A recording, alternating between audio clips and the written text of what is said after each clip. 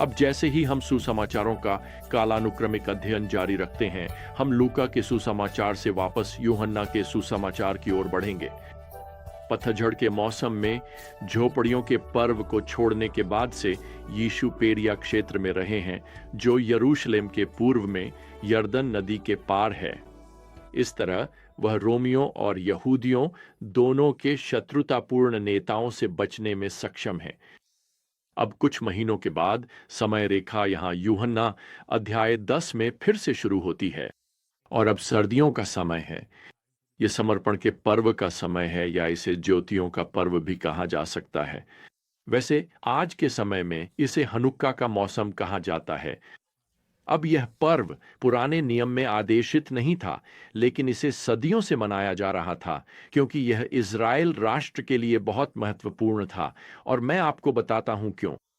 यरूशलेम के मंदिर को 164 ईसा पूर्व में यहूदी देशभक्त यहूदा मकाबी ने शुद्ध किया और पुनः समर्पित किया था। और ऐसा इसलिए किया गया क्योंकि कुछ साल पहले सीरियाई आक्रमणकारी एंटियोकस चतुर्थ ने मंदिर में घुसकर पीतल की वेदी पर सूअर की बलि चढ़ा दी थी। उसने सचमुच अपने देवता जुपिटर के लिए सूअर की बलि चढ़ाई थी। असल में ऐसा करने का गहरा कारण यह था कि मंदिर में पूजा को नष्ट किया जाए और यहूदी धर्म को समाप्त कर दिया जाए। फिर यहूदा मुकाबी ने एक सेना इकट्ठा की और अंततः एंटियोक्स को हरा दिया, और यह समर्पण का पर्व उसी समय को चिह्नित करता है जब उसने मंदिर को शुद्ध किया और उसे फिर से चालू किया। अब एक और बात, मंदिर के पुनः समर्पण के दौरान यहूदी लोगों ने कथित तौर पर एक चमत्कार देखा। हालांकि वहां केवल इतना कोशेर जैतून का तेल था कि मंदिर के विशाल मेनोराह के दियों को सिर्फ एक दिन तक जलाया जा सके, लेकिन लौ 8 दिनों तक जलती रही, और इससे पुजारियों को ताजा जैतून का तेल खोजने का समय मिल गया। यही घटना हर साल मनाए जाने वाले 8 दिवसीय त्योहार की प्रेरणा बनी, जिसे आज हनुक्का कहा जाता है। अब इस त्योहार के दौरान यूहन्ना अध्याय 10 की आयत 23 में लिखा है, यीशु मंदिर में सुलेमान के बरामदे में टहल रहे थे। खैर, ज्यादा देर नहीं लगेगी जब उन्हें पहचान लिया जाएगा। यहां आयत 24 में हमें बताया गया है कि यहूदियों ने उन्हें घेर लिया और कहा, तू कब तक हमें असमंजस में रखेगा? यदि तू मसीह है तो हमें साफ साफ बता। असल में यीशु पहले ही उन्हें बता चुके हैं कि वे कौन हैं, और वे यहाँ आयत 25 में उनसे कहते हैं, मैंने तुमसे कहा और तुम विश्वास नहीं करते। जो काम मैं अपने पिता के नाम पर करता हूं, वे ही मेरे विषय में गवाही देते हैं, परंतु तुम विश्वास नहीं करते क्योंकि तुम मेरी भेड़ों में से नहीं हो। अब यह एक बहुत ही सीधा और स्पष्ट उत्तर है। अब मुझे नहीं लगता कि वे उन्हें पूरी तरह से खोई हुई आशा मान रहे हैं। असल में मैं मानता हूं कि यह एक निमंत्रण है। यीशु प्रभावी रूप से कह रहे हैं, तुम मेरी भेड़ों में से नहीं हो, कम से कम अभी तक नहीं। अब यीशु यहाँ आयत 27 में ये अद्भुत शब्द प्रस्तुत करते हैं, मेरी भेड़ें मेरी आवाज सुनती हैं और मैं उन्हें जानता हूं, और वे मेरे पीछे चलती हैं। मैं उन्हें अनंत जीवन देता हूं और वे कभी नष्ट नहीं होंगी, और कोई भी उन्हें मेरे हाथ से छीन नहीं सकता। देखिए, यह उनके लिए और आपके लिए भी एक निमंत्रण है। क्या आप आज उसकी भेड़ों के झुंड में शामिल होना चाहेंगे? क्या आप राजा दाऊद के साथ यह कहना चाहेंगे, यहोवा मेरा चरवाहा है? तो फिर आप किसका इंतजार कर रहे हैं? देखिए, यह प्रभु का निमंत्रण है जो उस समय यरूशलेम के इस पर्व के दौरान उन्हें दिया गया था, और आज यह आप और मुझ तक भी बढ़ता है। अब अगर आप यह सोच रहे हैं कि यदि आप यीशु मसीह को अपना उद्धारकर्ता स्वीकार करते हैं तो आप कितने सुरक्षित रहेंगे, तो प्रभु इसका उत्तर यहाँ पद 29 में देते हैं। यीशु कहते हैं, मेरे पिता जिन्होंने उन्हें मुझे दिया है सबसे महान हैं, और कोई भी उन्हें पिता के हाथ से छीन नहीं सकता। मैं और पिता एक हैं। तो देखिए, उत्तर आपके सामने है, और इसे यहां नजरअंदाज न करें, क्योंकि एक बार फिर यीशु ने उनके प्रश्न का उत्तर दिया है। हाँ, वह परमेश्वर का पुत्र है। परमेश्वर पिता और प्रभु यीशु सार में समान हैं।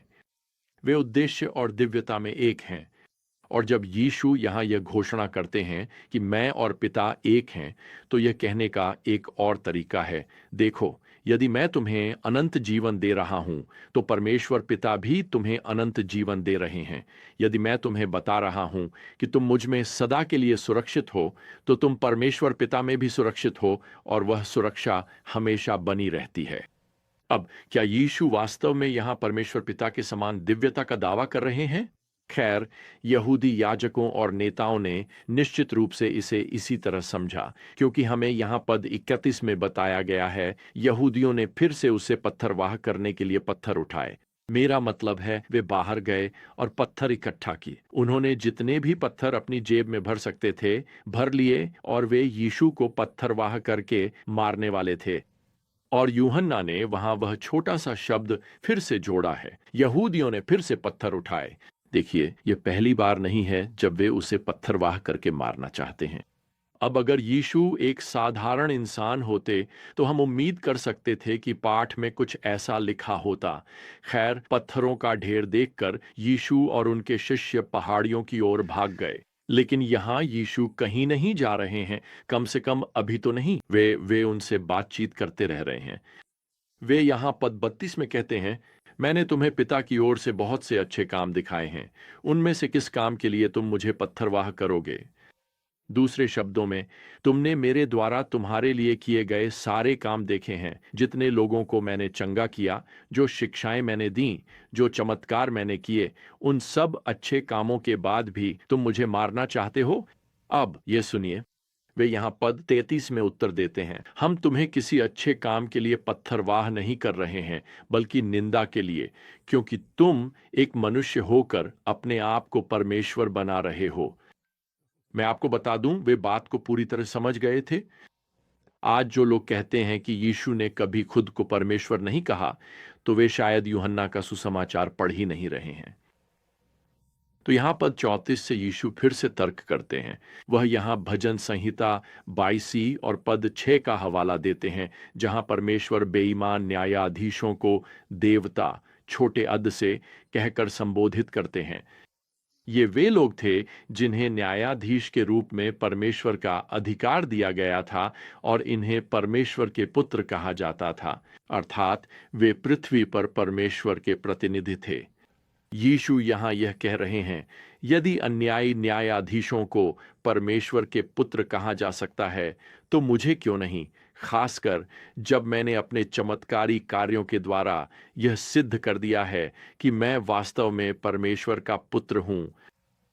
यीशु इसी तर्क को यहाँ पद 37 में आगे बढ़ाते हैं, यदि मैं अपने पिता के कार्य नहीं करता, तो मुझ पर विश्वास मत करो, लेकिन यदि मैं वे कार्य करता हूं, तो भले ही तुम मुझ पर विश्वास न करो, मेरे कार्यों पर विश्वास करो, ताकि तुम जान सको और समझ सको कि पिता मुझ में है और मैं पिता में हूं। और मैं आपको बता दूं, यीशु केवल अपने शब्दों से विश्वास की अपेक्षा नहीं करते।